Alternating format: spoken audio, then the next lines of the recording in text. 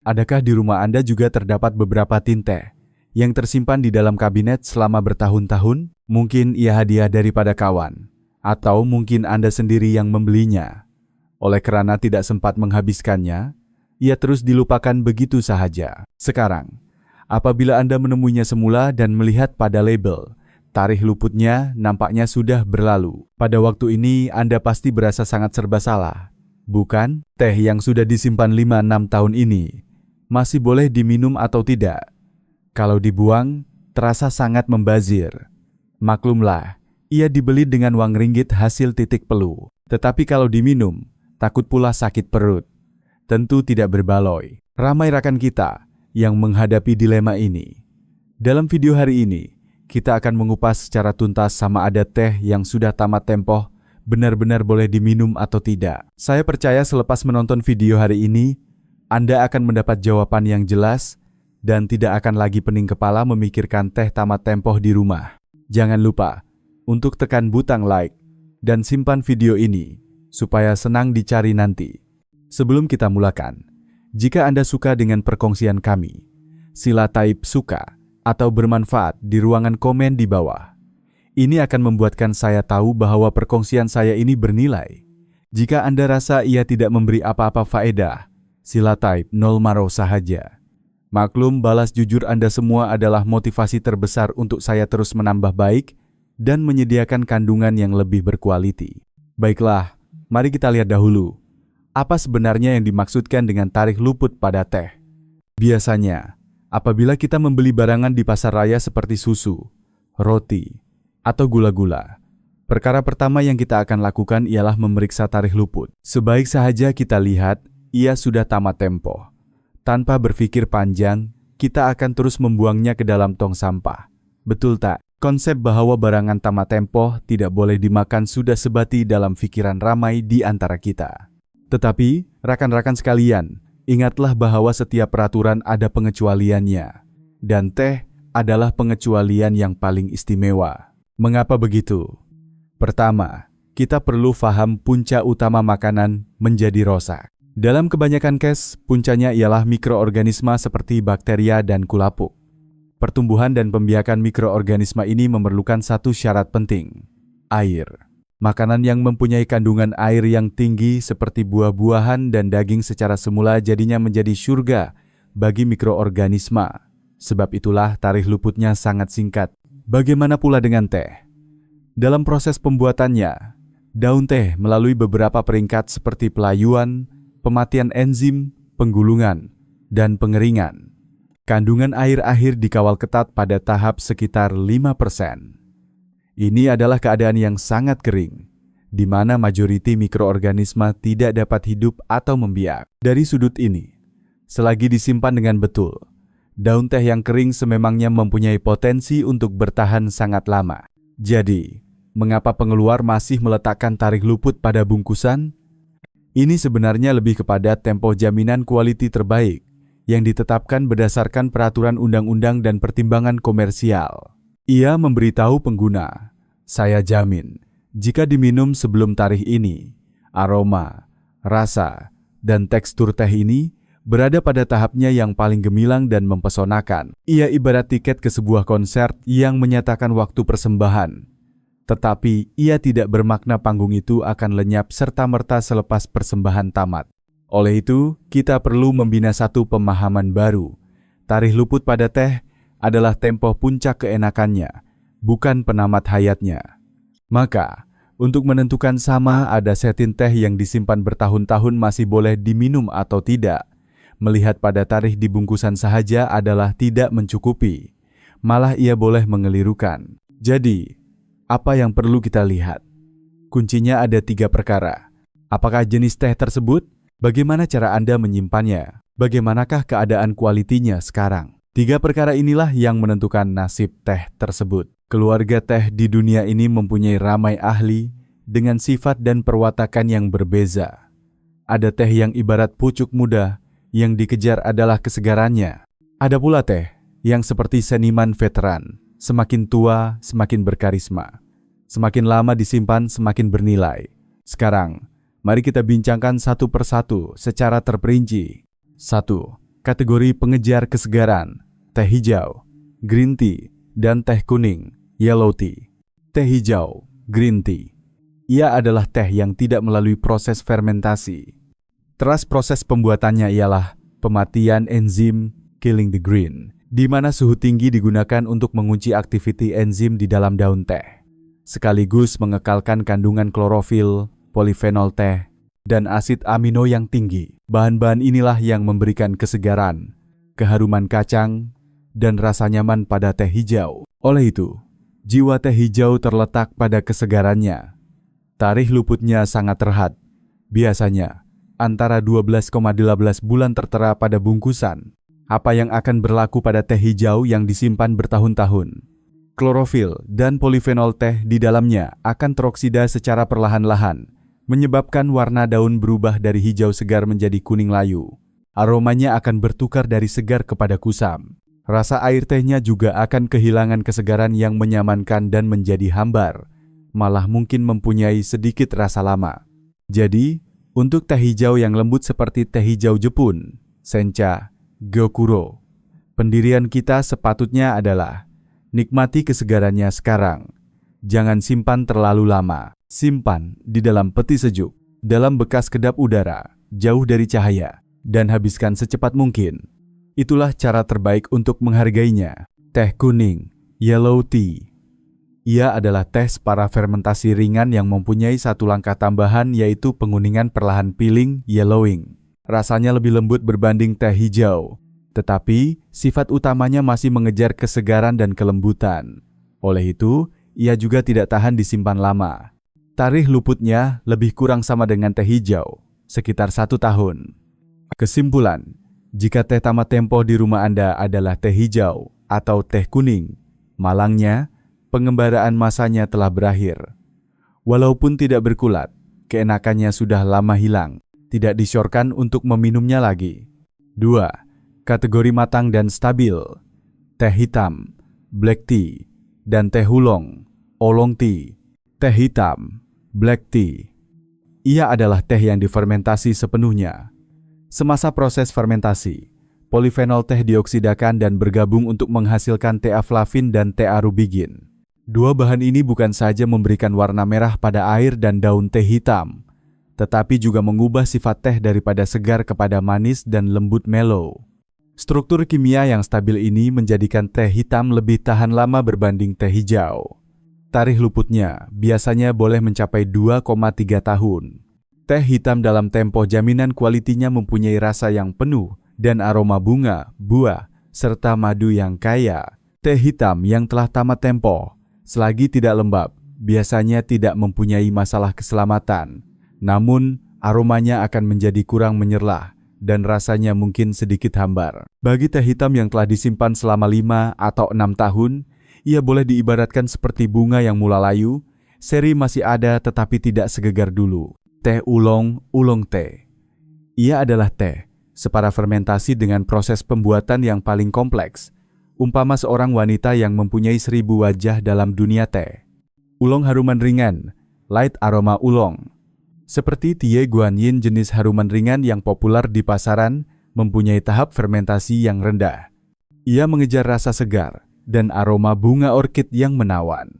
Tempo minumnya sama seperti teh hijau, sebaiknya dihabiskan dalam masa 2 tahun. Jika disimpan lama, aromanya akan hilang. Oolong haruman pekat, dipanggang.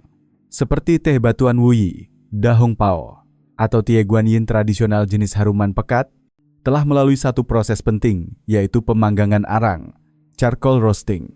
Proses pemanggangan ini bukan sahaja menyingkirkan kelembapan berlebihan dan rasa mentah daun teh, tetapi juga mencetuskan reaksi Maillard yang menghasilkan aroma karamel dan kekacang yang memikat. Lebih penting lagi, pemanggangan ini meningkatkan kestabilan teh dengan ketara. Oleh itu, teh jenis ini bukan saja boleh disimpan selama 3 hingga 5 tahun, malah sesetengah teh batuan atau Tie Guanyin lama yang berkualiti tinggi akan mengalami transformasi rasa menjadi lebih lembut dan pekat seiring dengan peredaran massa, memberikan satu pengalaman rasa yang unik. Kesimpulan, teh hitam dan oolong haruman ringan yang disimpan 5-6 tahun mempunyai nilai minuman yang tidak lagi tinggi, Tetapi jika ia adalah teh oolong panggang berkualitas tinggi, selagi disimpan dengan baik, cobalah. Mungkin ada kejutan yang menanti Anda. 3. Kategori semakin tua. Semakin berharga. Teh putih, white tea, teh hitam gelap, dark tea, dan teh puer. Sekarang, mari kita berkenalan dengan golongan bijaksana dan ahli falsafah dalam keluarga teh. Bagi mereka, masa adalah ahli sihir yang terbaik. Teh putih, white tea, setahun teh, 3 tahun ubat, 7 tahun harta. Pepatah lama ini menggambarkan dengan tepat transformasi teh putih. Prosesnya paling ringkas, hanya pelayuan dan pengeringan, tergolong dalam kategori fermentasi mikro. Ia mengekalkan enzim aktif yang kaya, dan enzim-enzim inilah yang memacu perubahan bahan di dalam teh secara perlahan-lahan tetapi mendalam dalam proses pasca fermentasi selama bertahun-tahun. Teh putih baharu dalam setahun. Bagaikan gadis sunti, air tehnya kuning jernih. Rasanya segar dengan aroma pucuk dan bunga yang lembut. Teh putih lama, 3,5 tahun. Seperti pemuda di puncak usia, rasa mentahnya hilang. Air tehnya bertukar menjadi kuning keemasan atau oren. Aromanya mula menampakkan bau daun teratai dan pulut. Rasanya menjadi lebih licin dan manis. Teh putih tua, 7 tahun ke atas. Umpama seorang tua yang bijaksana dan lembut, air tehnya berwarna merah ambar. Aromanya tenang dan mempesonakan, dengan bau ubat-ubatan, kurma, malah gaharu mula muncul. Rasanya pekat, penuh, dan hampir tiada rasa kelat. Syaratnya, ia mesti disimpan dalam persekitaran yang kering, gelap, kedap udara, dan bebas bau. Jika ia lembab dan berkulat, maka harta 7 tahun akan menjadi rumput 7 tahun. Teh hitam gelap, dark tea. Teh puer. Mereka adalah wakil cemerlang teh pasca fermentasi, barangan antik yang boleh diminum. Teh puer, terutamanya sheng puer, rau puer, diperbuat daripada daun teh pokok besar dari Yunan, tanpa melalui proses penapaian cerucuk buatan. Semasa baharu, ia seperti remaja yang liar, dengan tenaga teh, caki yang kuat, rasa yang pekat, dan kelat yang ketara. Namun dalam proses penyimpanan yang panjang, melalui sentuhan perlahan dengan oksigen dan mikroorganisme di udara, ia akan mengalami transformasi yang menakjubkan. Rasa pahit dan kelatnya beransur-ansur hilang. Warna airnya berubah dari kuning kehijauan kepada merah oren, kemudian merah delima. Aromanya juga berevolusi dari haruman segar dan buah-buahan kepada bau gaharu, kapur barus, dan kayu yang memikat. Proses ini mengambil masa belasan, malah puluhan tahun. Shu puer. Ripe puer pula melalui teknologi penapaian cerucuk untuk mempercepatkan proses fermentasi, membolehkannya mencapai rasa lembut seperti sheng puer tua dalam masa beberapa puluh hari sahaja. Sifat tehnya lebih lembut. Penyimpanan so puer lebih bertujuan untuk menghilangkan bau cerucuk pile tas, agar rasanya menjadi lebih tulen dan licin.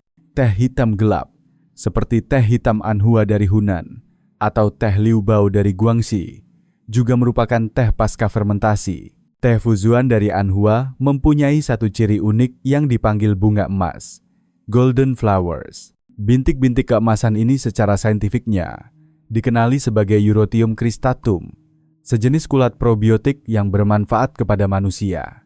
Ia hanya tumbuh dalam suhu dan kelembapan tertentu dan merupakan petunjuk kualitas penting bagi teh Fuzuan. Semakin lebat bunga emasnya, semakin baik kualitas tehnya, dan semakin unik rasa yang terhasil. Teh hitam gelap juga semakin wangi semakin lama disimpan. Teh hitam berkualitas tinggi yang disimpan lebih 10 tahun mempunyai rasa yang pekat dan aroma kulat yang ketara, menjadikannya minuman yang sangat dihargai. Kesimpulan, jika Anda bernasib baik memiliki teh putih, puer, atau teh hitam gelap yang telah disimpan selama 5 atau 6 tahun, hargailah ia. Selagi disimpan dengan betul, ia bukan sahaja selamat untuk diminum, malah ia adalah secawan minuman berharga yang syarat dengan kisah peredaran massa. Baiklah, teori sudah selesai. Sekarang kita ke bahagian praktikal. Apabila berhadapan dengan setin teh lama, bagaimana kita boleh memeriksanya secara menyeluruh seperti seorang pakar teh? Ingat kaedah 5 langkah ini. Lihat, hidu, sentuh, perhati, dan rasa. Ia mudah dan berkesan. Langkah 1. Lihat daun kering, daun basah. Lihat daun kering. Tuangkan daun teh ke atas kertas putih. Perhatikan warnanya. Adalah normal jika warna keseluruhan menjadi lebih gelap. Tetapi waspada dengan warna yang aneh, terutamanya bintik-bintik putih, hijau, kuning, atau hitam. Jika Anda nampak walau satu bintik kulapuk, tidak kira betapa mahalnya teh itu. Sila buang serta-merta tanpa teragak-agak. Lihat daun basah selepas dibancuh. Perhatikan bentuk daun teh selepas dibancuh. Daun teh lama yang normal, walaupun tidak lagi segar, sepatutnya masih mengekalkan bentuk dan keanjalan. Jika daunnya hancur berkecai apabila disentuh, atau menjadi seperti lumpur tanpa sebarang daya hidup, ini bermakna kualitinya telah merosot teruk atau rosak. Langkah 2. Hidu, bau daun teh. Ambil sedikit daun kering di tapak tangan. Hembuskan nafas hangat padanya, kemudian hidu dekat-dekat. Teh lama yang baik akan mempunyai aroma matang yang unik, mungkin seperti bau ubat, kayu, kurma, atau gaharu. Walaupun pekat, baunya pasti bersih dan menyenangkan. Jika Anda terhidu bau hapak, masam, bau kayu reput yang lembab, atau bau asing yang menusuk hidung, ini menandakan ia telah sakit semasa disimpan. Langkah 3. Sentuh tekstur daun teh. Picit sedikit daun teh dengan jari. Daun teh yang disimpan dengan baik pastinya kering dan rapuh. Apabila dipicit perlahan, ia akan pecah dengan bunyi rangup. Jika ia terasa lembut, lembik, atau lihat apabila dipicit, tidak hancur, malah terasa sedikit berat, ini bermakna ia telah lembab dengan teruk. Kelembapan adalah punca segala kejahatan dan permulaan kepada kulapuk. Langkah 4. Perhati. Warna, kejernihan RT. Jika 3 ujian pertama lulus, Anda boleh coba membancuhnya. Adalah normal untuk warna air teh lama menjadi lebih gelap, teh hijau menjadi kuning, teh putih menjadi merah, semuanya normal. Tetapi, perkara utama yang perlu dilihat ialah kecerahan dan kejernihan. Secawan air teh yang sihat, tidak kira apa warnanya, sepatutnya jernih hingga ke dasar dan berkilau, seolah-olah seketul permata yang lutsinar. Jika air teh itu keruh, kusam, dan mempunyai banyak bahan terampai, sudah pasti dunia dalamannya telah kucar-kacir. Langkah 5. Rasa. Rasa, kesan pada badan. Ini adalah ujian terakhir dan paling penting. Minum sedikit dengan berhati-hati. Biarkan air teh di dalam mulut selama beberapa saat. Periksa rasa aneh. Adakah terdapat rasa yang membuatkan tekak terasa perih atau tersekat? Rasa kebas pada lidah? Rasa masam atau hapak? Ini semua adalah isyarat kerusakan yang jelas. Nikmati rasanya. Jika tiada rasa aneh, barulah rasai teksturnya. Teh lama yang baik sepatutnya licin, pekat, dan penuh di mulut. Ia selesai diminum dan selalunya meninggalkan rasa manis, aftertaste, dan kelegaan di kerongkong yang berpanjangan. Sebaliknya, jika rasanya tawar seperti air atau kasar dan tidak berlapis, inilah yang kita panggil boleh minum, tetapi tidak sedap. Minum teh adalah untuk dinikmati. Jika kenikmatan itu sudah tiada, maka tiada lagi sebab untuk meminumnya. Setelah mengetahui cara menilai kualiti teh, kita juga perlu tahu cara minum yang paling sehat, terutamanya bagi golongan pertengahan umur dan warga emas. Fungsi badan tidak sama seperti orang muda. Memilih teh yang betul dan meminumnya dengan cara yang betul barulah benar-benar bermanfaat. 1. Pilih teh mengikut jenis badan. Jika Anda sering merasa haus dan panas badan, Anda mungkin tergolong dalam jenis badan panas. Anda boleh minum teh putih baharu, teh hijau, atau seng puer muda secara sederhana untuk membantu menyejukkan badan. Tetapi ingat, teh ini sedikit merengsakkan perut. Mereka yang mempunyai masalah gastrik atau perut sejuk perlu berhati-hati dan jangan sekali-kali minum semasa perut kosong. Jika Anda sering merasa sejuk di tangan dan kaki, dan sistem pencernaan Anda lemah, maka teh yang bersifat hangat seperti teh hitam, show puer, teh hitam gelap tua, dan teh putih tua adalah pilihan yang sesuai. Ia boleh memanaskan perut dan sangat sesuai diminum selepas makan untuk membantu penghadaman. Jika badan Anda seimbang, maka pilihan Anda lebih luas. Teh oolong yang bersifat neutral, tidak sejuk, tidak panas, adalah sangat sesuai. Akhir sekali, Ada 4 perkara penting yang perlu diingatkan semasa minum teh. Jangan sekali-kali minum teh pekat. Walaupun teh baik, berlebihan akan memudaratkan. Kandungan kafein dan teofilin yang tinggi dalam teh pekat akan merangsang sistem saraf secara berlebihan, membebankan jantung dan buah pinggang, serta boleh menyejaskan penyerapan kalsium. Ini amat tidak baik untuk warga emas yang berisiko mengalami osteoporosis. Minum teh cair secara suam dan berterusan adalah cara penjagaan kesehatan yang terbaik. Jangan sekali-kali minum teh yang terlalu panas. Pertubuhan Kesehatan Sedunia, WHO, telah mengklasifikasikan minuman panas melebihi 66 derajat Celcius sebagai karsinogen, kumpulan 2A. Mukosa esofagus kita sangat lembut. Kecederaan akibat kepanasan yang berulang kali boleh meningkatkan risiko penyakit. Selepas membancuh teh, pastikan ia sejuk sedikit sehingga suam dan tidak melecur sebelum diminum. Ini adalah perlindungan terbaik untuk diri kita. Berhati-hati semasa mengambil obat.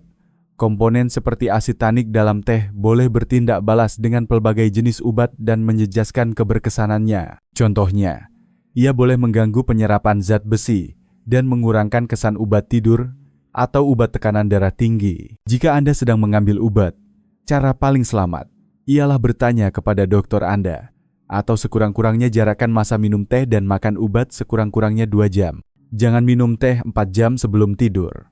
Kafein memerlukan masa untuk dimetabolismekan oleh badan. Untuk mendapatkan tidur yang lena dan memastikan badan berehat secukupnya, adalah disiarkan untuk tidak lagi minum teh selepas jam 4 petang, terutamanya bagi mereka yang sensitif terhadap kafein dan mempunyai kualitas tidur yang kurang baik. Baiklah, rekan-rekan sekalian, perkongsian kita mengenai teh tamat tempo berakhir di sini. Saya harap perkongsian hari ini dapat benar-benar merungkai kekeliruan di hati Anda dan membolehkan setiap helai daun teh di rumah Anda dimanfaatkan sepenuhnya. Sebagai kesimpulan ringkas, untuk menentukan sama ada teh yang disimpan lama masih boleh diminum, lihat 3 perkara utama.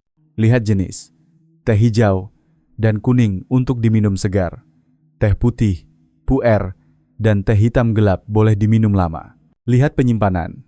Jika berkulat, lembab, atau berbau aneh, buang saja walau semahal manapun. Lihat kesehatan. Pilih teh mengikut jenis badan Anda dan amalkan prinsip. Minum teh cair, suam. Jangan minum bersama obat, dan jangan minum sebelum tidur. Jika Anda rasa kandungan hari ini bermanfaat, jangan lupa untuk berikan kami like dan kongsikannya kepada rekan-rekan serta ahli keluarga Anda, supaya lebih ramai orang tahu cara minum teh yang sehat. Jumpa lagi di video akan datang.